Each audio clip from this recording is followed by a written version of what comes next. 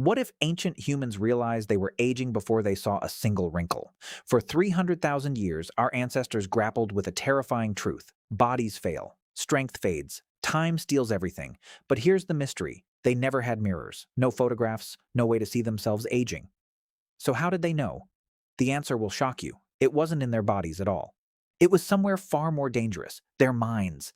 When humans first discovered aging, they didn't discover a wrinkle, they discovered the future. And that changed everything about how we see ourselves, how we die, and who we are. Why does the moment we recognize we are growing old feel so profound? It's more than a biological fact. It defines how we see ourselves, how we organize societies, and even how we confront mortality.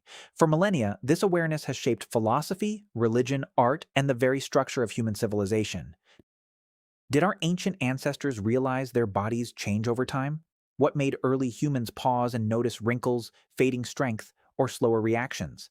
And more intriguingly, how did they react to this knowledge? Did it terrify them, inspire them, transform them?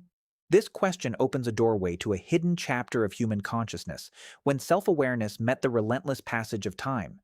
It's a chapter written not in words at first, but in stone, bone, pigment, and ritual. Uncovering when and how this realization came to be could reshape how we understand aging itself, not just as a biological fact, but as a cultural and psychological milestone. But the story isn't straightforward. The answer spans fossilized remains, ancient art, unexpected tools, and rituals of long-lost tribes. It also leads to a surprising twist about memory, time, and how humans saw their place in the world, one that challenges everything we think we know about consciousness and mortality.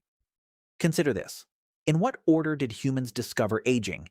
Did they notice it in themselves first, or in watching their elders decline? Did the concept of aging emerge from observation, or did it arise from imagination, from our uniquely human ability to project ourselves into a future we'll never see? Humans have existed in recognizable form for roughly 300,000 years, living within nature's rhythms but facing hazards and wonders few modern people experience firsthand.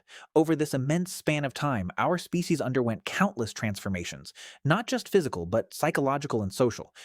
For most of that time, survival focused on immediate challenges, finding food, shelter, and avoiding predators. Hunting expeditions demanded vigilance. Gathering required knowledge of seasons and plants. Raising young consumed energy and attention. There was little room to ponder aging, mortality, or the philosophical implications of decay. After all, average lifespans were short by today's standards, often less than 40 years. But here's a crucial distinction. Average lifespans were low, but this obscures a complex truth.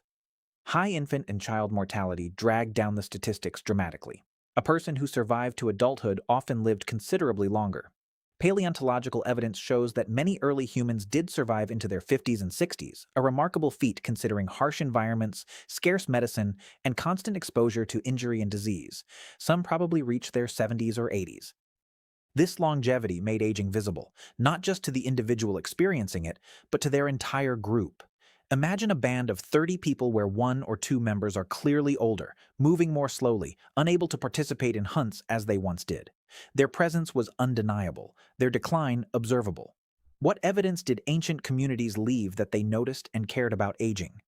The record, though fragmentary, is tantalizing. Skeletal remains bear signs of wear and healing, arthritis etching itself into bone, old fractures that mended, teeth worn down by a lifetime of use. These are the physical signatures of a life lived across decades. Cave art sometimes shows faces with exaggerated lines or white hair, depictions that seem intentionally to convey age. At sites like Sulawesi in Indonesia and El Castillo in Spain, handprints suggest that groups of various ages participated in rituals together, perhaps acknowledging aging as a community experience. Burial sites hint at respect for elders. Some of the oldest human graves show signs of careful placement, grave goods, and evidence of mourning, suggesting that certain individuals, likely the oldest members of their groups, received special treatment in death. One famous example is the Neanderthal burial sites in the Middle East, where fossil evidence suggests that injured, elderly individuals were cared for despite being unable to contribute to hunting or gathering, a compassion that implies recognition of their value. These clues frame a larger question. When did aging shift from a silent fact of life into something meaningful, even sacred? When did humans transform the biological process of aging into a cultural and spiritual experience? At first, aging was likely just a natural part of existence, an inevitable slide toward frailty. But imagine a small hunter-gatherer band where the oldest member struggles to hunt, yet remembers dozens of seasons worth of migration routes and animal habits. This person knows which valleys flood in certain years, which plants bloom when, where predators gather. This knowledge kept the group alive. This created a fundamental problem: how to honor and care for individuals who were no longer physically strong but held immense wisdom. The solution was revolutionary. Instead of abandoning elders as some animal populations do, early humans made a choice: protect them. This decision marked a turning point in human civilization, though few recognized its magnitude at the time. Aging became recognized not just as decline, but as a vital stage of life. Elders transitioned from hunters and gatherers to teachers and keepers of tradition. Their value shifted from physical contribution to cultural knowledge. With this came profound consequences. Elders began to shape culture, passing stories and knowledge down, a new way to survive beyond the physical. Oral tradition became a technology as powerful as fire or the spear. Through storytelling, a person could live longer than their body, influencing generations they'd never meet. But an unexpected result emerged. Many old members outlived their usefulness in active tasks, stirring tensions and ethical questions. Groups had to make difficult choices about resource allocation. In times of scarcity, who received food first, the young who might bear the next generation, or the old who held precious knowledge? New problem: what happens when the aged limit a group's mobility? Hunter-gatherers had to move seasonally. An elder who could barely walk slowed everyone down. Some anthropologists argue that early humans developed caregiving roles specifically to address this: individuals who stayed behind with elders or who carried them when necessary. Others suggest ritual ceremonies evolved as ways to affirm the elders' social roles despite physical challenges. This solution worked for tens of thousands of years, creating a delicate balance between respect and practical necessity. The archaeological record shows evidence of this. Sites with remains of very elderly individuals, surrounded by evidence of care and ritual. At the 23,000-year-old site of Dolní Věstonice in what is now the Czech Republic, researchers found remains of an individual who was extremely old for her time with severe health problems. Yet she lived for years in this condition, suggesting sustained care by her community. But a twist arrived with agriculture around 12,000 years ago. Settling down brought transformative changes. Longer lives emerged from more stable food supplies. Denser populations created new social dynamics. New social structures arose, not just families, but tribes, clans, eventually states and empires. Aging no longer meant just survival from harsh nature. It intertwined with ideas about family, inheritance, and power. Suddenly, aging acquired new meanings. The elderly became gatekeepers of history and law, but also targets of fear and superstition. The very knowledge that once made them valuable could now be seen as superstitious or outdated. As written language emerged, memory became less crucial. Books could preserve what elders once held in their minds. Ancient texts hint at a dual view: respect mixed with dread of decline and death. The Code of Hammurabi, one of history's first written legal documents, contains laws about elder care, suggesting both reverence and concern about how the old should be treated. Were these laws protections or restrictions? Scientists discovered that early writing shows evidence of this mixed attitude. Some symbols intentionally depict old age with reverence. Egyptian hieroglyphics often show elderly figures in positions of authority and wisdom. Others underscore decay and disease. When humans first penned their history, they were already wrestling with the paradox of aging as both treasure and curse. Chinese texts from thousands of years ago speak of filial piety, respect for elders, as a cornerstone of morality. Yet these same cultures sometimes practiced forms of elder abandonment in times of hardship, revealing the harsh underside of how societies treated aging members. The tension between ideal and reality has haunted human culture for millennia. But that wasn't the end of aging's cultural journey. Across continents, from Asia to the Americas, different societies developed unique ways to acknowledge aging's reality. Some celebrated it with festivals, others marked it with isolation or ritual cleansing. Some cultures venerated the elderly, others feared them. In Japan, the concept of Keiro no Hai, respect for the aged day, traces back centuries, though its modern form emerged more recently. In indigenous Andean societies, elders were sometimes called abuelos, or grandmothers and grandfathers, roles laden with spiritual significance. In Aboriginal Australian cultures, aging brought a person into more intimate contact with ancestral knowledge and the dream time.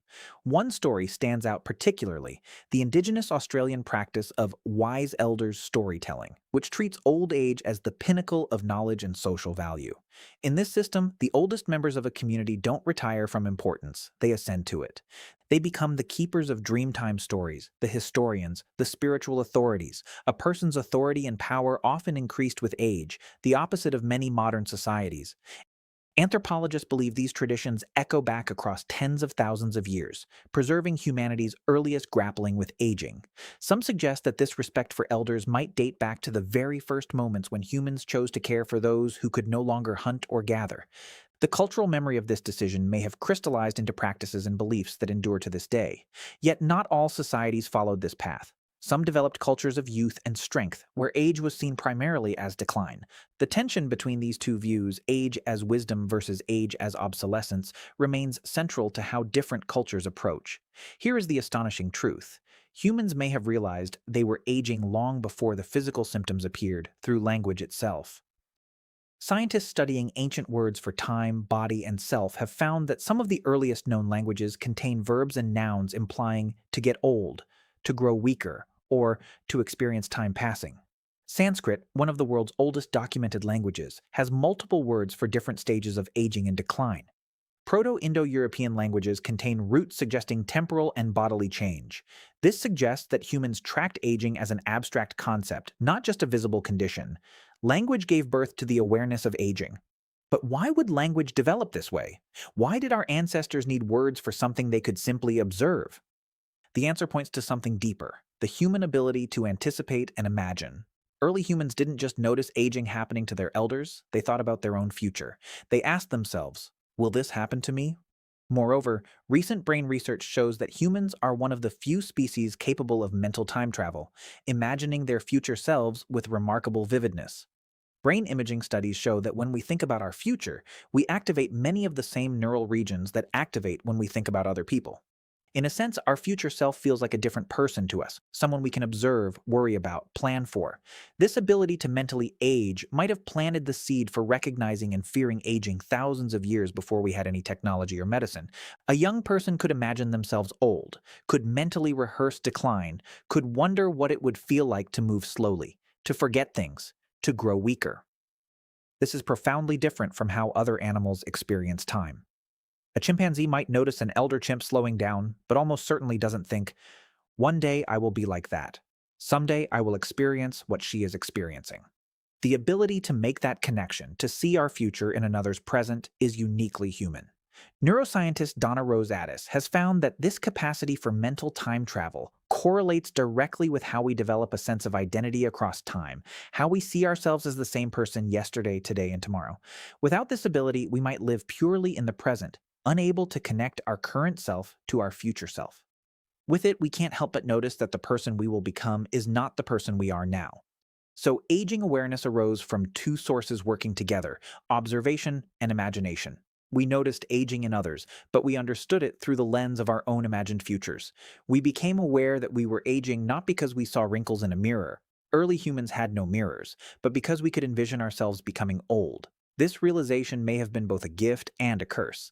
It allowed humans to prepare for old age, to develop caregiving practices, to create social roles for elders, but it also burdened us with existential anxiety, with the knowledge of our own mortality, with the weight of time pressing forward. So, it wasn't only the body or society that told humans they were aging, it was their own mind, reaching into the future and observing decay before it even happened. This unique human capacity might be the most important part of the story. Consider the implications. The moment humans developed this ability, probably when our brains reached modern size and complexity, perhaps 200,000 years ago or more, was the moment aging became not just a biological fact, but a psychological reality. That's when humans first realized they were getting old, perhaps even before their bodies showed clear signs. Some researchers suggest that this realization, this horrifying, clarifying vision of our own eventual decline, drove many human cultural achievements. Perhaps we built monuments to outlast our bodies because we knew our bodies wouldn't last forever. Perhaps we created art and stories to achieve a kind of immortality. Perhaps religion itself emerged partly as a response to the existential terror of aging and death. Humans first realized they were getting old thousands of years ago, not just by looking into a cracked mirror or a weathered face, but by using memory, language, and storytelling. They understood it through the remarkable human gift of imagining their own futures.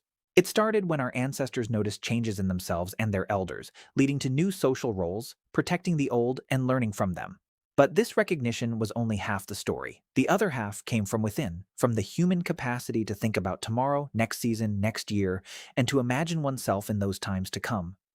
Then agriculture and settled life expanded these foundations. As civilizations grew, aging became a deeper cultural experience, filled with respect, fear, ritual, and institutional meaning. Writing allowed aging to be documented, philosophized, and incorporated into law and tradition. Different cultures developed different relationships with aging, some celebrating it, others fearing it, most feeling both. Finally, aging entered the human mind as a concept long before it appeared in wrinkles or gray hair, thanks to the remarkable gift of language and foresight.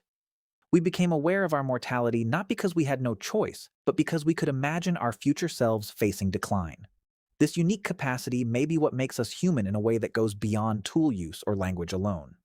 Understanding this journey, from observation to social practice to cultural institution to existential awareness, helps us see aging not as a curse or a failure of modern medicine, but as a chapter of the human story.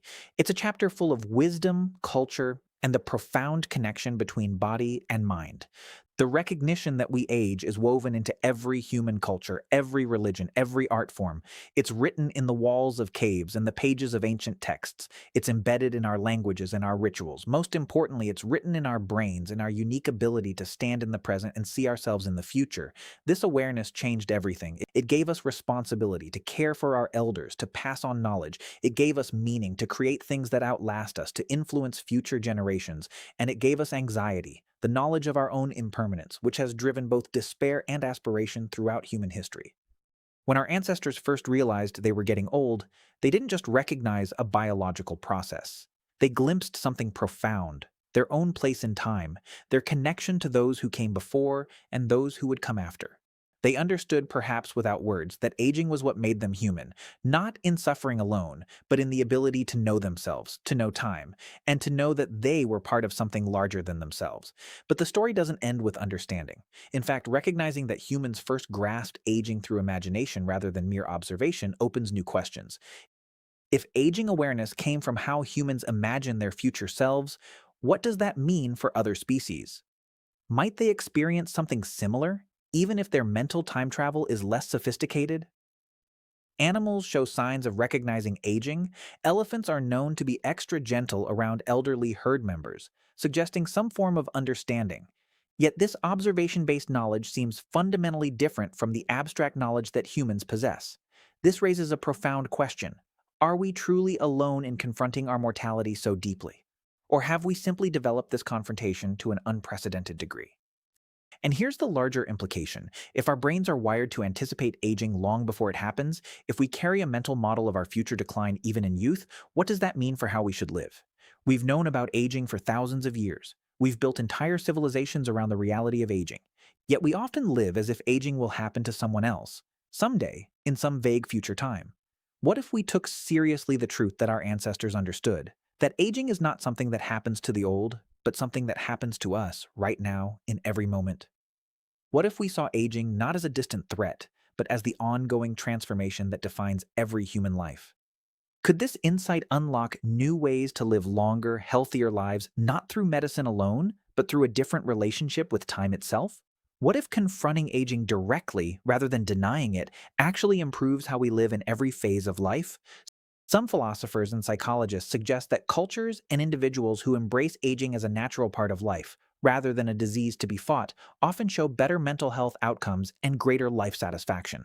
The ability to accept aging, which our ancestors developed thousands of years ago through story and ritual, might be more valuable than any anti-aging technology. This documentary has traced a journey from the first moments humans recognized aging in themselves and others, through the development of cultures that elevated and honored elders, to the realization that our unique capacity for mental time travel transformed aging from mere biology into psychology and meaning. But that journey creates another mystery, one that stretches into the future rather than the past.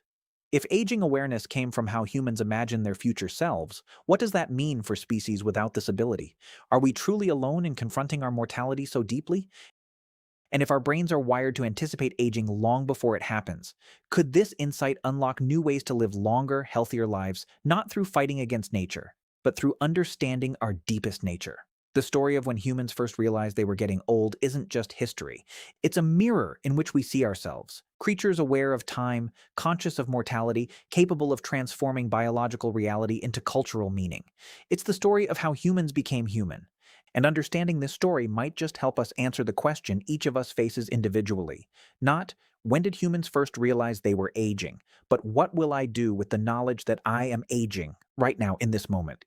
If you found this exploration of human history, aging, and consciousness thought-provoking, subscribe to this channel for more documentaries that examine the big questions, the ones that have shaped how we think about ourselves since the first moment a human looked at their aging elder and glimpsed their own future. What's your own experience with this realization? When did you first become truly aware of aging, not as an abstract concept, but as a personal reality? Share your thoughts in the comments below.